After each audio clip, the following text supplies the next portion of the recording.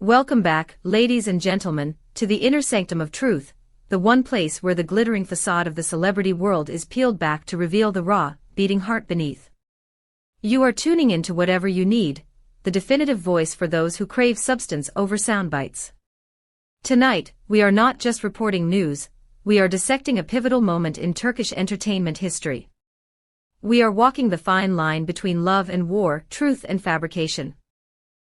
If you are ready to dive into a narrative so dense with emotion and conflict that it feels like a script from the very dramas these stars inhabit, then you have found your home.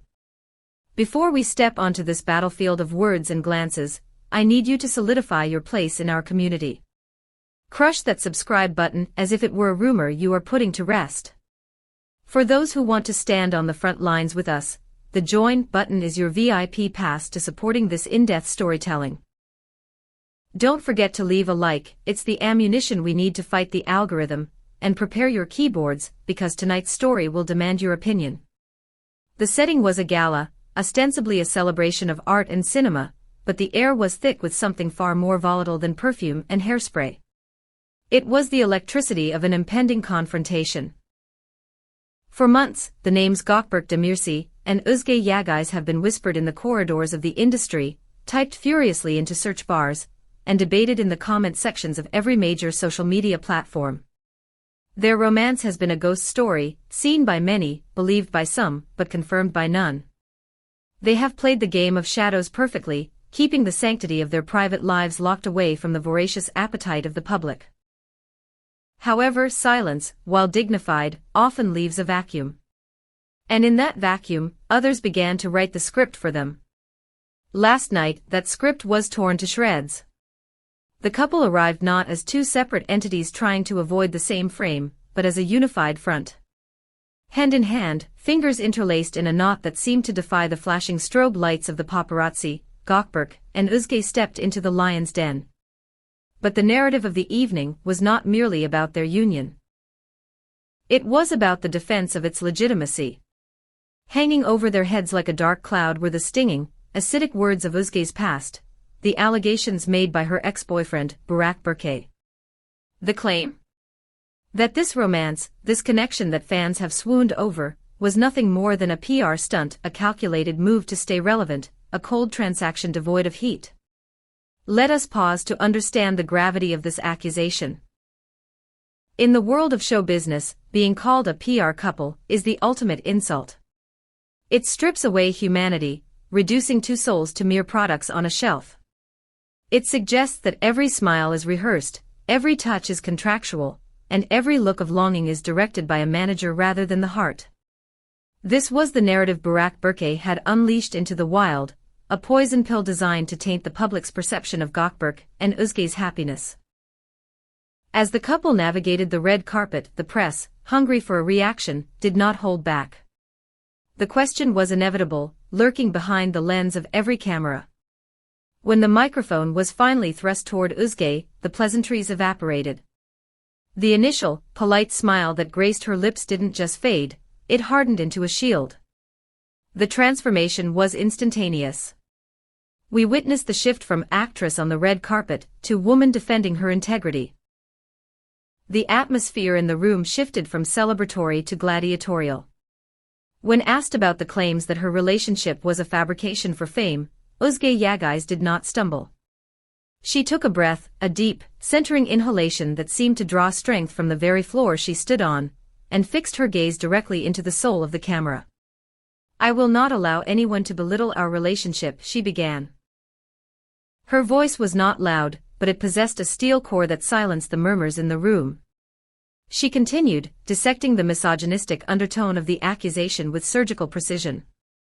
"I always choose whoever is in my life, whatever I feel, with my heart," she declared.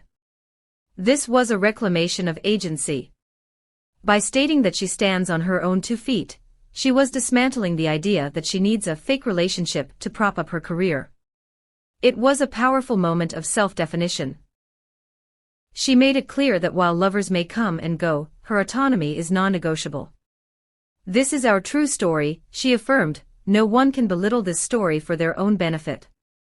The implication was clear: using her name, and her relationship to generate headlines is a form of exploitation she would no longer tolerate. I need to stop here and turn to you, the whatever you need family. This situation strikes a nerve that goes far beyond celebrity culture. It speaks to the universal human experience of baggage. How many of you have moved on to a new, happy chapter in your life, only to have an ex-partner try to drag you back into the mud with rumors or negativity? Is it jealousy? Is it a desire for control? Why do past loves sometimes feel the need to burn down our present happiness? I want to read your stories and your psychological theories in the comments below. Do you think Burak Berkay spoke out of hurt, or was it a strategic move? Let's discuss this toxic dynamic. If Özge's response was the shield, Gökberk Demirci's intervention was the sword. Until that specific moment, Gökberk had maintained a stoic, protective perimeter around Özge. He was the silent guardian, observing the fray. But seeing the pressure mounting on the woman he loves, seeing her having to justify the validity of her emotions to a room full of strangers, broke his resolve of silence. He stepped forward, not aggressively, but with an assertive dominance that commanded immediate attention. He took the microphone, and the room fell into a hush so profound you could hear the shutter mechanisms of the cameras. "We have remained silent for a long time," he began, his voice heavy with the frustration of months of restraint. His defense was not just about denying the rumors, it was about revealing the origin of their bond. "I met Özge and Özge met me, during the most vulnerable moments of our lives." Analyze that sentence with me. The most vulnerable moments. He didn't say they met at a party or on a glamorous set. He spoke of vulnerability. This implies shared pain, perhaps shared grief, or the exhaustion of the soul that comes with their high-pressure lives. He was painting a picture of a connection forged in fire, not in a marketing meeting. By framing their relationship as a sanctuary built during hard times, he completely invalidated the PR stunt narrative. You don't build a fake relationship on vulnerability, you build it on convenience. Gökberk's words were a raw, emotional plea for basic human respect. "I don't respect anyone trivializing this relationship," he stated, drawing a line in the sand. The journalists, sensing the blood in the water, pressed further. Was he bothered by Burak's comments? Gökberk did not hide behind vague pleasantries. His response was a masterclass in setting boundaries. A person's past relationships shouldn't be used to overshadow their present happiness, he asserted. He acknowledged that the past exists. He didn't try to erase history, but he firmly categorized it as something that must remain in the past. His closing remark on the matter was the knockout punch. "If talking about that past and labeling our current relationship as fake is normal, I'm sorry, but we can't be expected to remain silent." This was a declaration of war against the gossip. It was a message to Burak Berkay and anyone else listening: the era of silence is over. If you attack, we will counterattack with the truth. Social media immediately erupted, crowning Gökberk as the ultimate partner who stands up for his significant other without hesitation. Now, let's go behind the curtain. Exclusive insider information reaching the Whatever You Need desk suggests that this explosion of truth was a long time coming. Sources close to the couple reveal that Gökberk and Özge have been deeply wounded by the relentless campaign to delegitimize their love. It wasn't just the public comments, it was the whispers in their inner circles. It is reported that Gökberk was advised by his closest friends. Your refusal to speak despite these serious accusations demonstrates your weakness. Imagine the internal conflict. On one hand, the desire to maintain privacy and dignity, on the other, the need to defend your honor. Gökberk, a man who lives by the code of "I don't need to give explanations," was pushed to his limit. The tipping point was not the attack on him, but the attack on Özge's feelings. The moment the narrative shifted to belittling her emotions, the lion awoke. This adds a layer of chivalry to the story that makes it even more compelling. Amidst the heavy words and the flashing lights, there was a silent language being spoken that night, the language of the body. Observers noted the constant physical contact. Özge squeezing Gökberk's hand for reassurance, Gökberk's body angled permanently towards her as a shield. There was a specific moment, caught by only the sharpest eyes, where Gökberk leaned in and whispered to her. Behind-the-scenes rumors claim he said, "Whatever happens, we're together. Let everyone see it." This whisper is arguably more powerful than any press statement. It confirms that their unity is their fortress.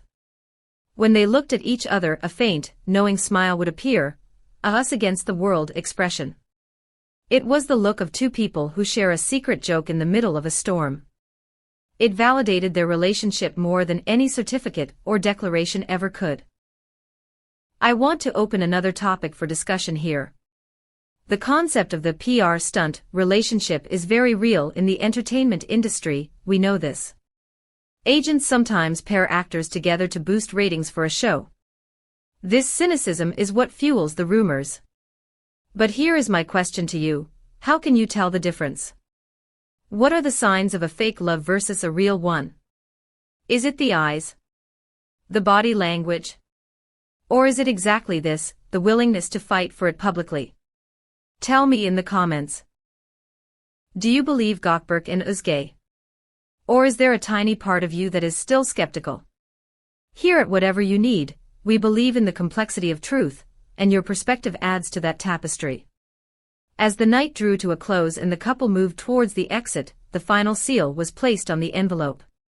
A reporter, looking for that definitive soundbite, asked if they were officially acknowledging the relationship. Gökberk's answer was refreshing in its simplicity. "We weren't hiding it anyway. Now everyone knows what's real for us." This statement recontextualizes their entire history. It suggests that they weren't hiding, we just weren't looking closely enough, or perhaps we were too busy listening to the noise of the detractors. Özge's final words, "We're happy, nothing else matters," served as the period at the end of the sentence. They left the venue not as suspects fleeing a crime scene, but as victors leaving the arena. The fallout has been immediate. Social media is a battlefield. The Team Burak camp is dwindling, overwhelmed by the Team Truth supporters who are rallying behind Gökberk's defense. The ball is now firmly in Burak Berkay's court. Will he respond? Will he double down on his claims, or will the sheer force of Gökberk and Özge's united front force him into silence? The tabloids are saying that the greatest test of love is weathering the storm. If that is the metric, then Gökberk and Özge have not just passed the test, they have set a new standard. They built a wall against the publicity stunt rhetoric, brick by brick, with every word they spoke that night. We have witnessed something rare tonight: the dismantling of a gossip narrative by the sheer force of authentic emotion. Gökberk Demirci and Özge Yağız have proven that while silence is golden, sometimes speech is diamond, hard, unbreakable, and brilliant. We will be watching closely to see if there is a countermove from the opposing side, and you can be sure that Whatever You Need will be the first to break it down for you. If you enjoyed this deep, novelistic dive into the truth behind the headlines, please honor the effort by hitting that like button. It truly helps us bring you more of these long-form features. Subscribe if you haven't already, don't be a stranger to the family. And for those who want to support independent, unbiased entertainment journalism, the join button is right there. Thank you for lending us your eyes and ears. Until the next scandal, the next romance, or the next revelation, stay curious, stay passionate, and remember, we have whatever you need. Good night.